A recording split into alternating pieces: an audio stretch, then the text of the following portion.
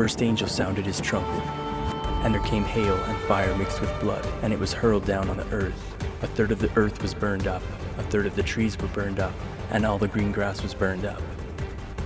The second angel sounded his trumpet, and something like a huge mountain, all ablaze, was thrown into the sea.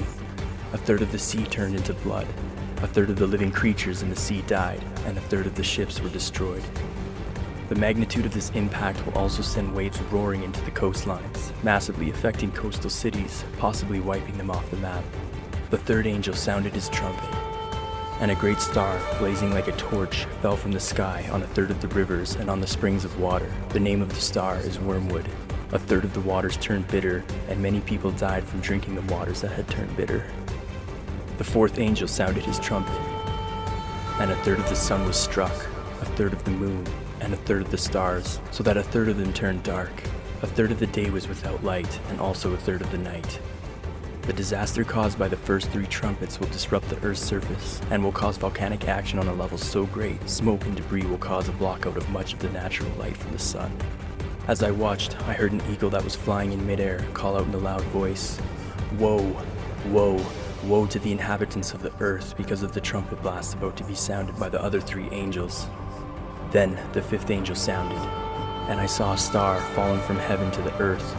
To him was given the key to the bottomless pit, and he opened the bottomless pit, and smoke arose out of the pit like the smoke of a great furnace. So the sun and the air were darkened because of the smoke of the pit. Then out of the smoke, locusts came upon the earth, and to them was given power, as the scorpions of the earth have power. They were commanded not to harm the grass of the earth, or any green thing, or any tree, but only those men who did not have the seal of God on their foreheads. And they were not given authority to kill them, but to torment them for 5 months. Their torment was like the torment of a scorpion when it strikes a man. In those days, men will seek death and will not find it. They will desire to die, and death will flee from them. At the fifth trumpet, Lucifer and his angels are released from the abyss, torturing those who do not have the seal of God on their foreheads. They will physically appear for all to see. He will come as an angel of light, masquerading as Almighty God, mocking the second coming and placing himself as God, deceiving even the elect if that were possible. Many will marvel and believe the lie. Let no one deceive you by any means, for that day will not come unless the falling away comes first, and the man of sin is revealed, the son of perdition, who opposes and exalts himself above all that is called God, or that is worshipped, so that he sits as God in the temple of God, showing himself that he is God. They perish because they refuse to love the truth and so be saved. For this reason, God sends them a powerful delusion so that they will believe the lie.